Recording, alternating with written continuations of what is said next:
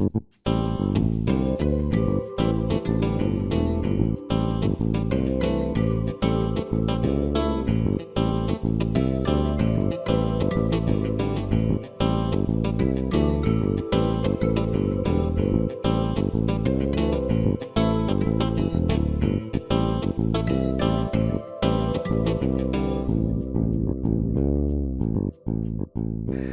de que ahí estamos en Daniel 9.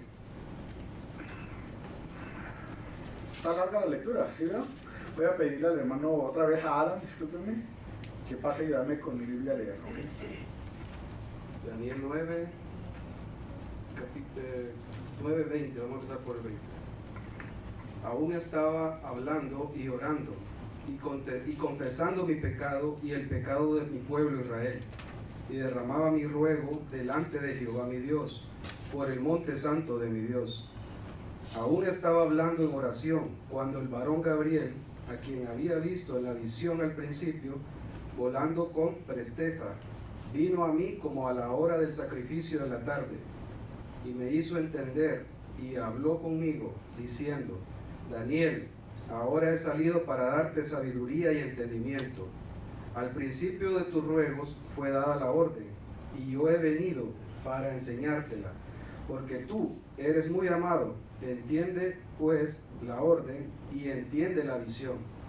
70 semanas están determinadas sobre tu pueblo y sobre tu santa ciudad, para terminar la prevaricación y poner fin al pecado, y expiar la iniquidad, para traer la justicia perdurable, y sellar la visión y la profecía, y ungir al santo de los santos. Sabe pues y entiende que desde la salida de la orden para restaurar y edificar a Jerusalén hasta el Mesías príncipe, habrá 7 semanas y 72 semanas. Se volverá a edificar la plaza y el muro en tiempos angustiosos. Y después de las 72 semanas se quitará la vida al Mesías, mas no por sí, y el pueblo de un príncipe que ha de venir destruirá la ciudad y el santuario, y su fin será con inundación, y hasta el fin de la guerra durará las devastaciones. Y por otra semana confirmará el pacto con muchos. A la mitad de la semana hará cesar el sacrificio y la ofrenda. Después con la muchedumbre de las abominaciones vendrá el desolador, hasta que venga la consumación y lo que está determinado se derrame sobre el desolador. En el capítulo 8 dice del tercer año de Darío, y luego dice del primer año, ¿no? Lo que está haciendo Daniel es que está haciendo un retroceso para revelar o para contar las profecías de lo que sucedió en las visiones y las revelaciones que Dios le dio. Amén. Pero estábamos aquí en el capítulo 9 cuando decíamos que en el primer año de Darío, hijo de Asuero, Dios le dio las revelaciones a Daniel acerca de su pueblo, como el pueblo, el templo del Señor sería. Entonces miramos cómo el pueblo de Israel fue pisoteado, fue asolado, pero luego los jóvenes, los macabeos, vienen y echan fuera a los que habían profanado el templo del Señor. Pero después de estas revelaciones, Dios dice que Daniel empieza a orar al Señor, y es donde quiero ir ahí, ¿no? Porque quiero ir ahí donde está Daniel orando. Daniel ora al Señor y le pide al Señor que lo perdone a él, que perdone a su pueblo, que perdone a la ciudad. En el 19, ahí voy a ir. Oye, Señor, perdona, presta oído, Señor, hazlo, no tardes, por amor de ti mismo. Dios mío, porque tu nombre es invocado sobre tu ciudad y sobre tu pueblo. Daniel ora al Señor para que Dios tenga misericordia del pueblo de Israel, de Jerusalén. Ora al Señor, pero fue inevitable porque miramos que viene el castigo sobre el pueblo de Israel. Y dice, aún estaba hablando y orando, confesando mi pecado y el pecado de mi pueblo Israel. Derramé mi ruego delante de Jehová mi Dios por el monte santo de mi Dios. Aún estaba hablando en oración cuando el varón Gabriel, a quien había visto en la visión al principio, volando con presteza, vino a mí como a la hora del sacrificio, dice que, de la tarde, y me hizo entender. Y habló conmigo diciendo: Daniel, ahora he salido para darte sabiduría y darte entendimiento. Daniel está orando al Señor, porque Dios le dice en el capítulo anterior, Dios le previene a Daniel lo que sucederá, como el templo del Señor va a ser profanado. Antíoco Epifanes viene y ataca al pueblo del Señor. El templo del Señor es profanado, se sacrifica un cerdo ahí. Así de que los jóvenes macabeos se levantan en una revuelta, ¿verdad?, contra Epifanes, y logran entonces liberar al pueblo de Israel. Esa liberación de los macabeos es cuando el pueblo judío celebra, le dije, ¿cómo le llaman? La fiesta de cómo el pueblo, el templo fue limpiado y fue consagrado nuevamente después de esa profanación del templo. ¿Amén? Pero mirábamos también que todo eso que vino sobre el pueblo de Israel era una disciplina, ¿no? Dios estaba disciplinando al pueblo de Israel. Entonces, a través de la historia, desde siempre Dios ha estado trayendo disciplina sobre el pueblo de Israel. Lo disciplina y el pueblo de Israel vuelve a cometer pecado, vuelven a alejarse del Señor. Y lo disciplina y vuelven otra vez. Para guiar y para disciplinar al pueblo de Israel, ¿no?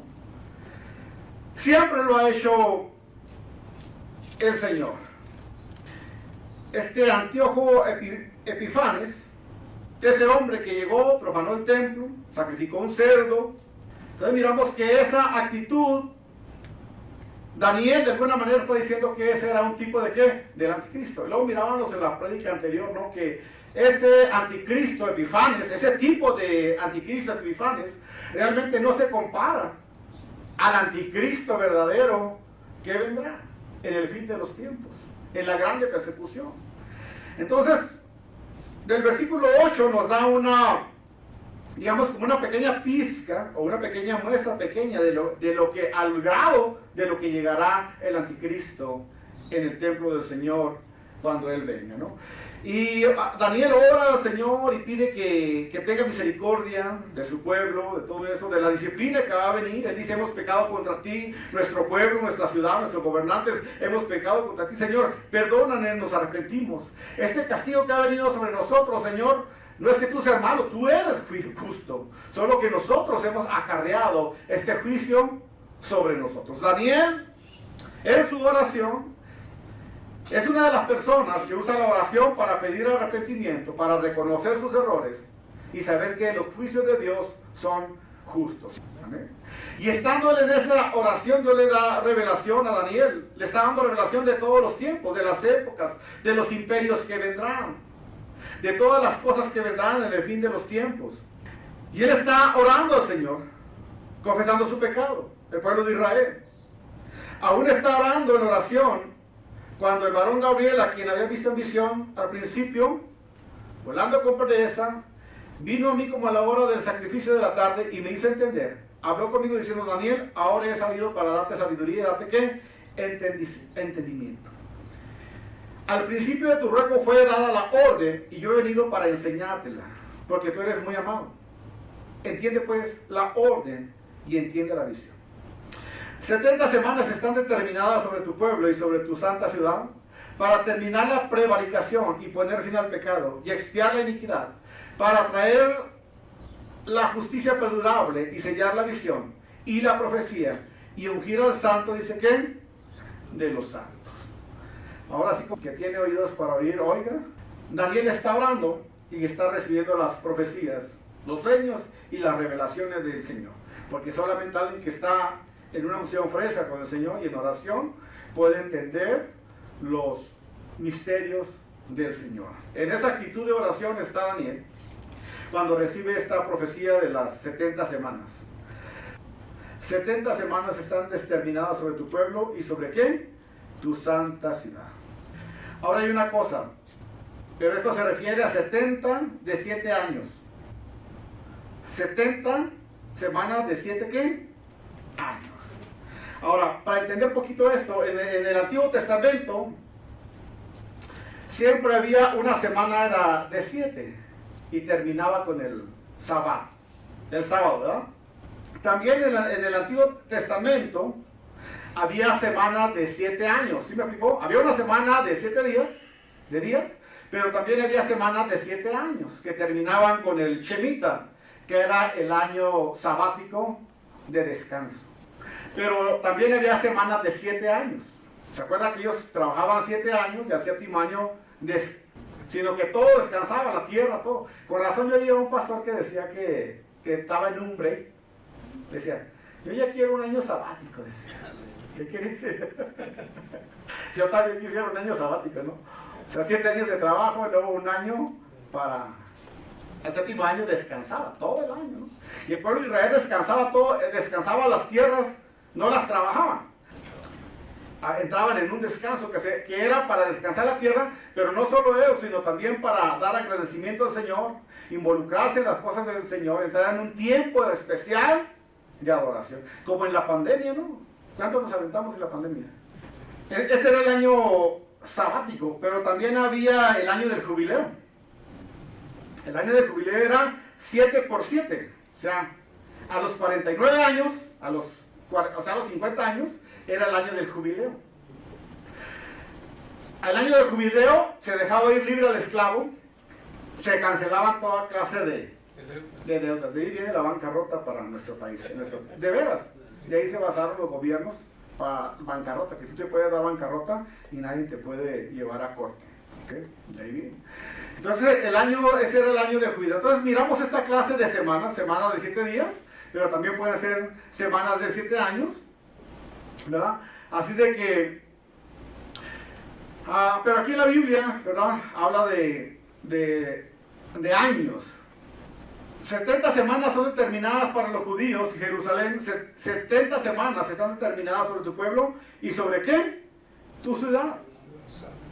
70 semanas de qué? De 7 años. Ahora, sube usted 70 por 7, ¿cuánto es? 490, ok, grábelo su mente. Porque son 70 semanas de años, ¿no? O sea, 70 por 7 son 490, ok. Entonces, ese es el tiempo, 490 años, que Dios quiere tratar con el pueblo de Israel. ¿Me explico? 470 años son los que Dios iba a tratar ¿con quién? Con Israel. Ahorita vamos a ver cuál es el tiempo. ¿De dónde hasta dónde es el tiempo en que Dios ha determinado?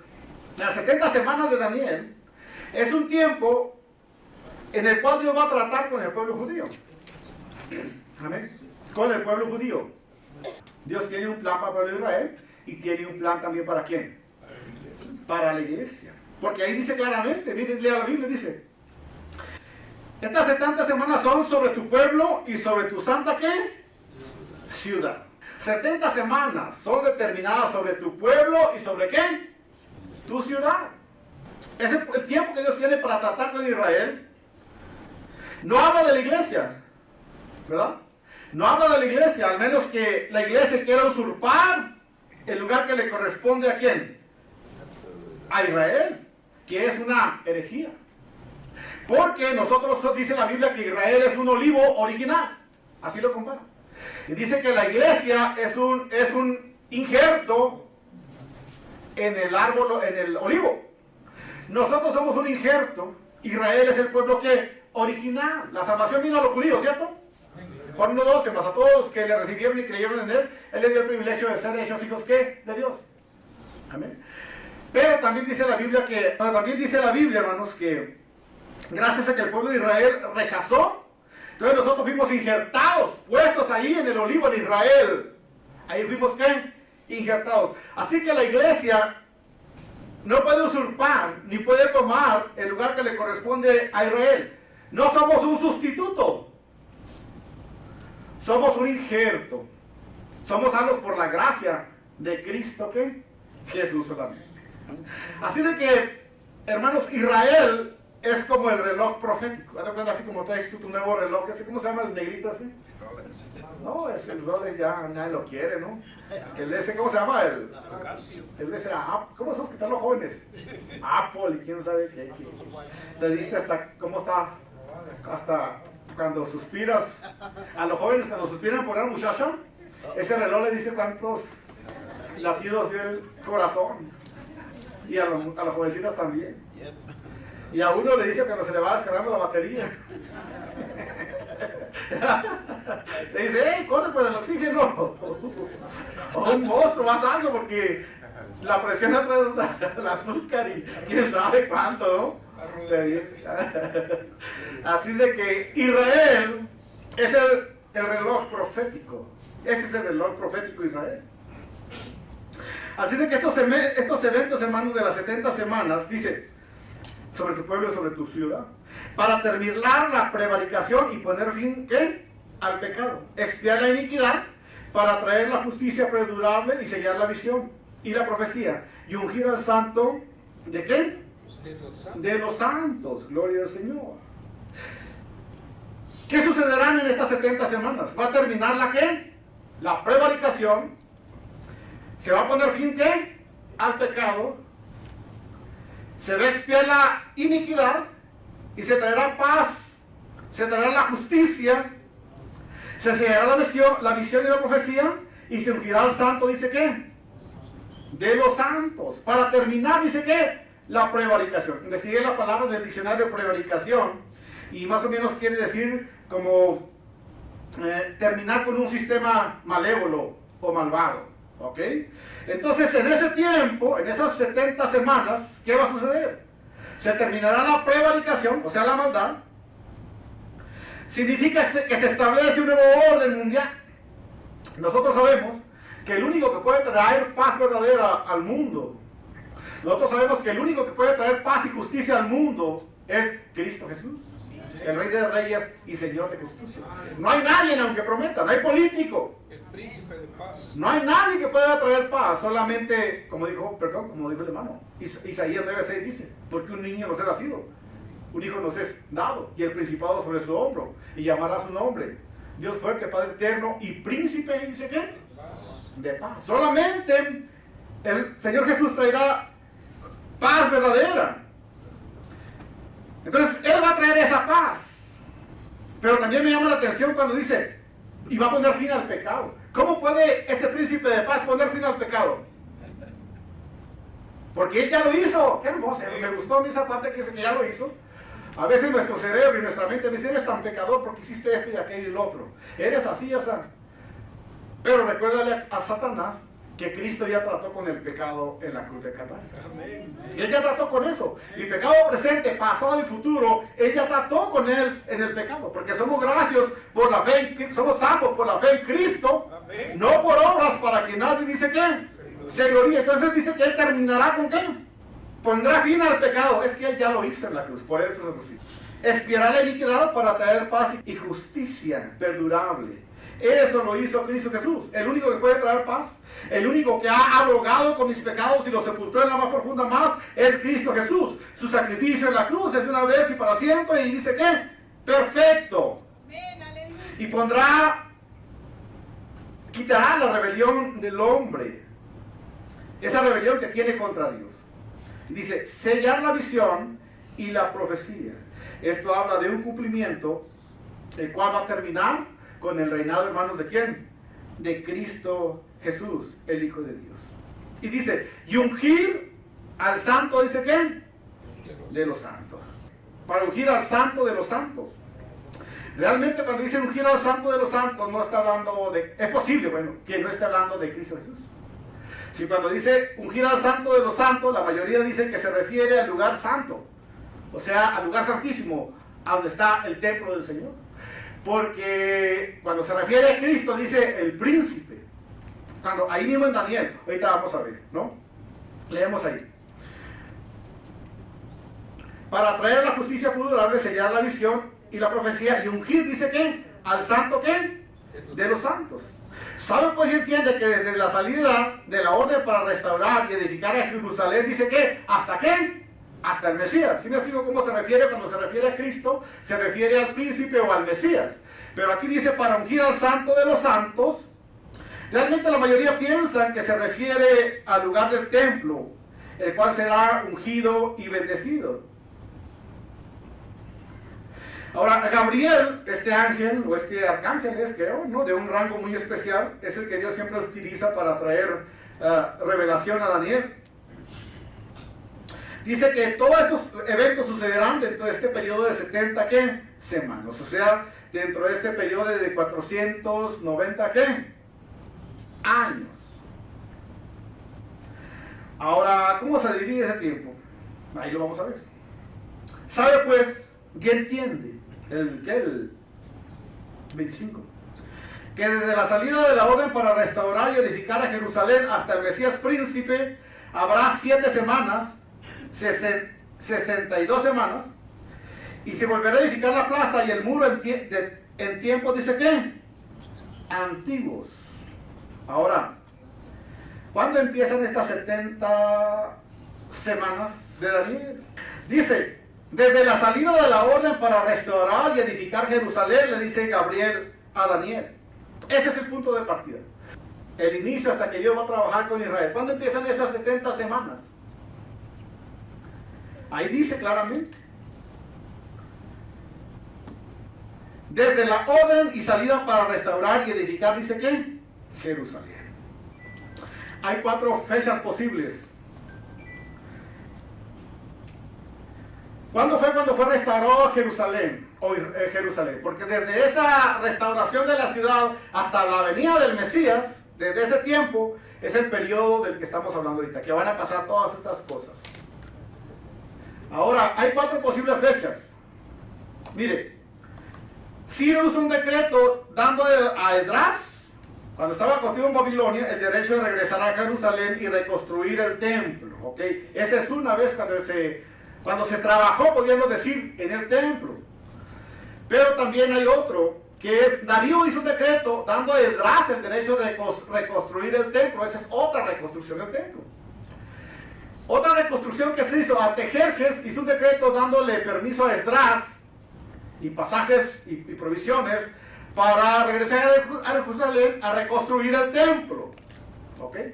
Y luego hay la cuarta, Artajerjes hizo un decreto dándole a Nehemías permiso, viaje seguro y provisiones para regresar a Jerusalén para reconstruir la ciudad y las murallas y las plazas de Jerusalén. La mayoría dicen que el tiempo de partida es este último, porque todos los demás, los 3 anteriores, tuvieron permisos y facilidades para regresar a Jerusalén, pero reconstruyeron solamente el templo, ¿entiendes? O sea, una reconstrucción no completa. Pero Nehemías, estando en oración, dice que el rey Artajerjes le dijo: ¿por qué lloras? ¿Por qué estás triste? ¿Cómo voy a estar contento si mi ciudad, mi casa, Jerusalén, los muros, sus murallas, su gente, todo está destruido? Y lo veo llorando a Artajerjes. ¿Y qué quieres, Nehemías? Quiero que me des permiso para ir a Jerusalén a reconstruir la muralla, sus puertas, sus muros y el templo. Y Artajerjes dice que le dio cartas para que donde pasara le dieran provisiones, leña, árboles, caoba, cedro, oro, plata, todo. Y le dio una comitiva y permisos y cartas para que fuera a reconstruir, no solo el templo, los muros, la ciudad, las plazas, todo hubo una reconstrucción, podríamos decir, completa. La mayoría de los estudiosos dicen que de aquí parte, de la reconstrucción que hizo Artajerjes, o cuando estaba Nehemías, para reconstruir Jerusalén, que fue en el año 445 años antes de Cristo, Dios pone en el espíritu de Nehemías, en el rey Artajerjes, que se levante y que vaya a reconstruir Jerusalén, los muros, la muralla, la ciudad y sus puertas. Ese es el tiempo, entonces, hermanos, de partida. Así de que desde 445, o desde el momento de la reconstrucción, como dice ahí la Biblia, entiende, 25, que desde la salida de la orden para restaurar y edificar a Jerusalén hasta el Mesías, desde la salida de la orden, que son 445 años, hasta la venida del Mesías, príncipe, habrá 7 semanas y 62 semanas, y se volverá a edificar la plaza y el muro en tiempos, dice que, antiguos. Mire, desde la restauración por Nehemías y Artajerjes en el año 444 años de Cristo, hasta la venida del Mesías, desde 444 años antes de Cristo hasta la venida del Mesías, el tiempo que es 483 años, hasta la venida del Mesías. Dice que 444 y 483 años fueron completados, dice, a la venida de ¿qué? Del Mesías, ¿no? Entonces cuando dice Mesías cortado, ponga usted que son 483 ¿qué? Años. 483 años, de las 70 semanas, el Señor va a trabajar 490 años en el plan profético. ¿Sí me explico? 490 años, ahí lo tenemos arriba, ¿verdad? Que el Mesías cortado. Entonces queda un tiempo, hermanos, de 7 años. Amén. Que es el tiempo de la ¿qué? De la grande tribulación. ¿Ok? Entonces, acuérdense, 444 a 483, que es la venida del Mesías. Hasta ahí se cumplen, hermanos, 490 años. Ahí en ese tiempo, cuando viene Cristo Jesús, hay un tiempo para el reloj. Podríamos decir que hay se para el reloj del Señor. Muchos dicen que 480 años fueron completados cuando entró Jesús a Jerusalén. ¿Se acuerda que entró Jesús montado en un pollino? Otros dicen que fueron completados en el tiempo de la crucifixión.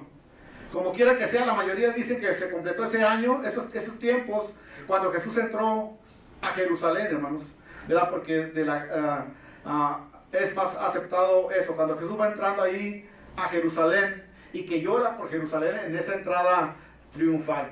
Entonces, hasta el Mesías príncipe. Ahora, ahí se detiene el plan, o el reloj del Señor profético se detiene, porque cuando Cristo muere en la cruz de Calvario, dice que nace ¿qué nace ahí? Nace la iglesia. Ahí nace la iglesia. O sea, ya no solamente es el olivo Israel, sino que cuando Cristo muere en la cruz de Calvario, nace la iglesia en el día, dice que, del Pentecostés. Amén. Ahí nace la iglesia. Esa rama que va a ser injertada en el olivo, nace en el día del Pentecostés. Ahí nace la iglesia. Muchas de las promesas que Dios le prometió a Abraham, ahora muchas de esas promesas pasan también a ser ¿qué? Nuestras. Porque la Biblia dice que son hijos de la fe, o hijos de Abraham, todos aquellos que están ¿qué? En la fe. Amén. Así de que como ellos lo rechazaron, Él nos dio a nosotros el privilegio de ser ¿qué? Hijos de Dios. Somos hijos de Dios por fe, somos hijos de Abraham por medio de ¿qué? De la fe. No estamos usurpando ni topando el lugar que a Israel le corresponde, solamente estamos siendo injertados. Así de que somos hijos de Abraham, ¿por qué? Por la fe, porque hay una doctrina que dice que nosotros somos el Israel original, ¿no? Ellos no se conforman con decir que somos injertados, pero si fuera así, entonces nosotros tendríamos que pasar por la grande tribulación. Si fuera así, entonces nosotros tendríamos que pasar por la grande tribulación. Pero estas palabras le dice el ángel a Daniel: Daniel, son para ti, para tu pueblo, ¿y para quién? Para tu ciudad, o sea, son para el pueblo ¿qué? Judío. En Romanos, dice el apóstol Pablo, les digo pues, ¿ha desechado Dios a su pueblo? De ninguna manera, porque también yo soy israelita, de la descendencia de Abraham, de la tribu, dice ¿qué? De Benjamín. Gálatas 13 dice: así Abraham creyó a Dios y le fue contado ¿por qué? Por justicia. Sabe por lo tanto que los que son de la fe, estos son hijos también de ¿qué? De Abraham. Amén. Así que la iglesia, en ese periodo que Cristo es crucificado, podríamos decir que por un momento se detiene el reloj profético del Señor. Y en ese intervalo, después de que Cristo muere en la cruz de Calvario, suceden cosas tremendas. El pueblo de Israel fue conquistado. No solo eso, fue esparcido por todo el mundo. Amén. Fue esparcido por todo el mundo. De ahí viene el dicho que dice que andas como judío, ¿qué? Errante. Fue esparcido por todo el mundo. Fue perseguido el pueblo judío. El esparcimiento de los judíos por todo el mundo, y que le llaman diáspora. Las diásporas o las diásporas es como el pueblo de Israel ha sido, ¿cómo se dice? Sacudido, llevado pues por todo el mundo. Ha habido varias diásporas en la Biblia, como el pueblo ha sido llevado esclavizado, ¿se acuerdan? Cuando Daniel fueron llevados cautivos a Egipto. Cuando, bueno, sí, vez tras vez fueron llevados cautivos. Cuando Cristo murió empieza una de las diásporas más grandes del pueblo de Israel. Amén. Fueron llevados cautivos, fueron llevados a todos lugares, se esparcieron los judíos. De hecho, ¿sabe usted que los judíos están esparcidos por todo el mundo? ¿Sabe que ahorita en Israel nomás hay dos tribus ahí? La tribu de Benjamín y la de Judá. Esas dos tribus están. La tribu de donde vienen los levitas y donde vienen los sacerdotes. Esas son las únicas dos tribus que están. Las otras 10 tribus están perdidas, entre comillas, porque ¿se le puede perder hasta un hijo? ¿Se le puede perder a Dios sus hijos? ¿La niña de sus ojos? Para el mundo están perdidos, pero para el Señor esas 10 tribus no están perdidos. El Señor sabe dónde están. Por eso, mientras estudiaba como a 3 estudiosos yo de la Biblia, dicen que hay judíos chinos, hay judíos negros, judíos africanos, judíos salvadoreños, judíos mexicanos. Ya me gocé porque yo y el pastor Severino somos judíos. Aunque usted no lo crea. Dice que los González, Pérez, EZ, y yo antes criticaba eso, pero cuando escuchaba a Armando Dulce una vez, él dice que sí es cierto.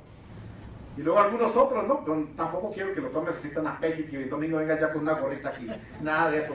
O con tu rito hoy bien religiosote. No, nada de eso. Todo es por fe, hermano. A ver, somos por fe ya, hijos de quién? De Abraham. Amén. ¿Cierto o no? Pero lo que quiero decir es que los judíos están esparcidos por todo el mundo. Ni tú sabes a lo mejor que eres judío. Porque fueron llevados cautivos los judíos. 700 años antes de Cristo los judíos fueron llevados a Siria, donde esas 10 tribus se perdieron. 700 años antes de Cristo, los judíos fueron llevados a Siria, donde esas 10 tribus se perdieron, se mezclaron con otras tribus y naciones y se esparcieron por todo el mundo, ¿no? Con razón a mí me hizo la prueba del ADN y yo salí judío, fíjese. Con razón siento como que a veces las barritas de oro cuando paso por las joyerías. No se cree. A ver, como judío de todo lo que toca se hace oro, ¿no? Pues ojalá también esa bendición venga sobre uno, ¿no? Y entonces a mí me hice la prueba y salí en mi ADN que alguien en mi linaje era judío. Y eso es que viene, es el ADN de Abril. Falta el mío que es el más, ¿verdad? Como quiera, ya soy hijo de Dios. Y usted también es un hijo del Señor. Lo que estoy tocando esto, hermanos, es que esa se llama la diáspora. Cuando ellos fueron, ¿qué? Esparcidos por todo el mundo. Las promesas del Señor es que Él un día iba a juntar a los judíos como la gallina junta, ¿qué? A sus polluelos. Esa era la promesa de la Biblia. Que vendría ese tiempo en que el Señor traería a los judíos de todos lugares, así como la gallina junta a sus polluelos, así me va a hacer el Señor. Ese cumplimiento de la profecía, hermano, ya se está cumpliendo, podríamos decir, en un 20%, porque ahorita hay 2 tribus nomás, faltan 10, la mayoría, ¿no? Por eso alguien dice que si regresaran las 10 tribus, si Israel es potente ahorita con 2 tribus, imagina si regresaran las 10 tribus, dicen que sería más grande que la gente que tiene Rusia y China. China es el ejército más poderoso del mundo, en gente, ¿sabían? En personas. Pero si regresaran esas 10 tribus perdidas, dicen que Israel sería como Rusia, como China, en multitud de personas. Ahorita son 2 tribus nada más que están ahí en Israel y son la segunda potencia más grande, tercera o segunda por ahí, potencia más grande del mundo. No sé la verdad, pero miles y millones de judíos, Hitler exterminó con ellos. No solo Hitler, sino otras naciones también que no querían a los judíos y trataron de acabar con ellos. Anduvieron como judíos errantes, hermanos, por todos lugares, no tenían tierra, no tenían dónde vivir. Hasta que en mayo de 1948, ¿cuánto hace? Como 70 años, ¿no? 80 años. 70, 80 años por ahí. En mayo de 1948, la ONU determinó declarar a la nación de Israel como una nación. Y le regresaron parte de su tierra, Israel. Entonces empezaron a regresar los judíos, se cumplió la profecía que anunció ahorita, a Israel todos. No todos, pues, 2 tribus regresaron a Israel. ¿Hace cuántos? 70, 80 años. En 80 años, milagrosamente empezaron a regresar a su tierra los judíos, llevando oro, plata. Los hombres más ricos del mundo están en Israel ahorita. Los dueños del oro, del plata y los diamantes están en Israel. En 80 años es la nación una de las naciones más poderosas del mundo. Independientes. Bueno, y habla también que en ese tiempo no se edificarán, ¿qué? Los muros, las plazas de tiempos antiguos. Aquí habla acerca de la reconstrucción de Israel. Entonces mirábamos que son 483 años, ¿verdad? Eran hasta la venida de ¿qué? Del Mesías. ¿Verdad? Desde la venida del Mesías, o sea, cuando entró en Jerusalén, de ahí faltan para los 70 semanas, 490 años, ¿cuánto falta? Dijimos, ¿7 qué? 7 años. O sea, una semana de ¿qué? De 7 años. El 26. Y por otra semana confirmará el pacto con muchos. El 26. Y después de las 62 semanas se quitará la vida, dice ¿qué? Al Mesías. Todos entendemos eso, ¿verdad? Sí, amén. Ok, después de las 62 semanas se quitará la vida al Mesías, mas no por sí. Y el pueblo de un príncipe que ha de venir destruirá la ciudad y el santuario, y su fin será con inundación, y hasta el fin de la guerra durarán los ¿qué? Las devastaciones. Entonces miramos que, ok, viene Cristo Jesús, viene el Señor, el Mesías que habría de venir, se le quita la vida al Mesías, nace la iglesia de Cristo Jesús, hay un intervalo de tiempo ahí, entra lo que podríamos decir el periodo de la iglesia.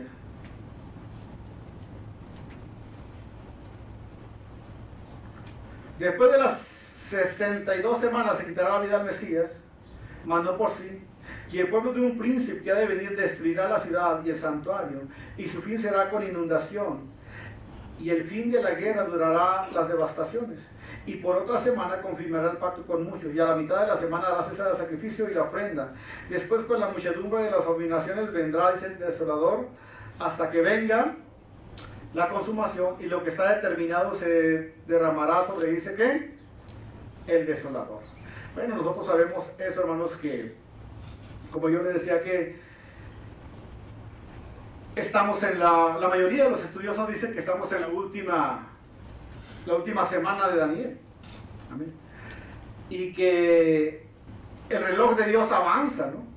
El reloj de Dios empieza cuando Israel, dice, hace un pacto, ¿verdad? Dice, hará un pacto, ¿verdad? El 27, y por una semana confirmará el pacto con muchos, y a la mitad de la semana hará cesar, dice, ¿qué? El sacrificio. El pueblo de Israel, hermanos, está, digamos, podríamos decir, está próspero ahorita, una nación bendecida, ¿verdad? Pero, si usted sabía que en Israel la gente está lejos del Señor, ¿sabía usted? El pueblo de Israel, desde siempre, dice, de labios me honra, pero sus corazones están lejos, dice, ¿qué? De mí. ¿Sabía usted que el pueblo de Israel todavía está esperando al Mesías? Ellos están esperando a Cristo. Algunos han sido salvos ya.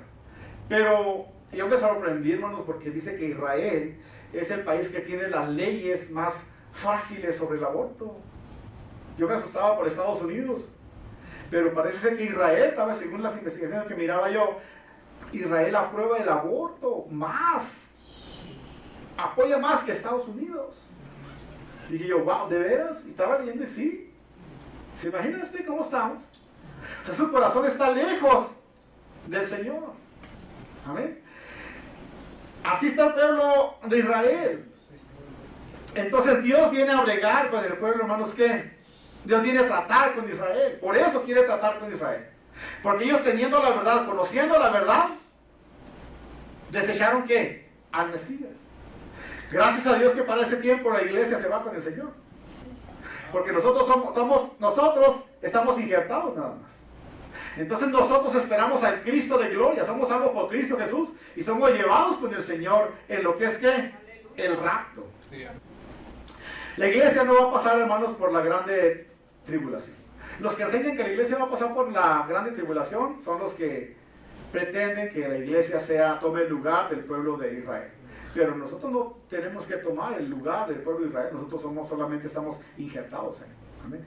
Nosotros somos salvos por Cristo Jesús, somos levantados del rapto por Cristo Jesús, y entonces empiezan, hermanos, los 7 años de grande ¿qué? Tribulación. En esos 7 años de grande tribulación, a los 3 años y medio, viene un líder político muy grande, tal vez poderoso de Europa. De las 10 naciones más poderosas de Europa, sale un pueblo pequeño, o sea, una nación muy poderosa, con poder político y poder religioso. De ahí sale un cuerno pequeño, que es el anticristo. Un líder político de las Naciones Unidas, tal vez de la OTAN, de alguna organización muy poderosa, lo levantan como si fuera un dictador. Él promete paz y seguridad a la tierra, económica, paz de todo. Promete maravillas para el mundo. Tanto que engaña a los pueblos judíos. Va y les promete al pueblo judío que habrá paz con los palestinos, con los árabes, que no habrá guerras. Y el pueblo judío dice, wow, tanto hace que estamos esperando paz para nuestro pueblo. A los 3 años y medio, dice que rompe el pacto con ellos. Hace un pacto con ellos, pero a los 3 años y medio, rompe ese pacto. Y el pueblo de Israel se da cuenta que realmente él es ¿qué? El anticristo. Y entonces lo mismo que hizo Antíocos, que profanó el templo, sacrificando un cerdo, es lo mismo que hace el anticristo. Se sienta en el templo del Señor, exigiendo adoración, como si él fuera ¿qué? Dios. Un hombre muy poderoso, un hombre con mucho poder político y poder ¿qué? Religioso. ¿Quién llevó a Cristo a la cruz de Calvario? El poder político mezclado con el poder ¿qué? Religioso. ¿Quién llevará al anticristo al reinado también? El poder político y el poder ¿qué? Religioso, para que sea como un superhombre. Pero no solo eso, sino tendrá también el poder satánico, que va a tener tanto control. Cuando el pueblo de Israel se da cuenta de eso, entonces se dan cuenta que han cometido un error y está el anticristo reinando sobre ellos. Entonces se instala el sistema del 666, que nadie puede comprar ni vender si no tiene su marca ¿qué? En la frente. La iglesia ya no está aquí, la iglesia está con el Señor. Porque la iglesia es sellada, pero ¿por quién es sellada? Por el Espíritu Santo. Usted y yo estamos sellados ya. Muchos cristianos andan asustados. Ay, que el 666, hermano, voy a guardar tamales y voy a guardar pupusas porque cuando se venga el 666. Arrepiéntase. Ustedes se van el rato, a menos que sean cristinos, pues se queda entonces. ¿Amén? Pero usted y yo no vamos con Cristo Jesús en el rato porque ya estamos sellados. Usted no ve, si eres un cristiano verdadero, tú estás sellado con el Espíritu Santo. Tú no lo ves, los ángeles lo ven, el Espíritu Santo lo ve, Cristo lo ve. En el ambiente espiritual celestial se ve que tú estás ¿qué? Sellado ya por el Espíritu Santo. Chancludí sabe quiénes son los sellados por el Señor. Y se van con el Señor, se van con Cristo Jesús. Los judíos no están sellados así, porque Dios obra con ellos de una manera ¿qué? Diferente. Dios escoge entonces de los judíos a 100, dice que 44,000 ¿qué? Judíos. ¿Verdad? No dice que mexicanos, no, dice 144,000. Ahora, ¿dónde los agarra? Pues de todas partes del mundo, porque ya les expliqué que están esparcidos por todos lugares. Dios sabe dónde están y los va a buscar ahí. ¿Verdad? Entonces, durante la grande tribulación, hermanos, se viene algo tremendo sobre el pueblo de Israel y sobre los cristianos que se quedan, o las naciones que se quedan aquí. Se desata una tremenda, grande, ¿qué? Tribulación, que dura 7 años. 3 años y medio que trabaja el anticristo. A los 3 años y medio se quita la máscara completamente. Instala su sistema mundial del 666. Nadie puede comprar o vender sin adorar a la bestia. Para entonces, hermanos, la iglesia está ¿con quién? Con Cristo Jesús. Qué hermoso que nosotros estemos, hermanos, en la lista de aquellos que están ya sellados con el Espíritu Santo. No me interesa quién sea el anticristo, no me interesa dónde ande ahorita. A mí me interesa, yo espero a quién, a Cristo Jesús. Ya sea que Él venga, o ya sea que Él permita que nosotros vayamos en Él en lo que se llama ¿qué? El rapto, o ya sea que algunos de nosotros nos adelanten y seamos mudados con el Señor. Eso me interesa, estar preparado, estar listo. Eso a mí. Yo espero a Cristo.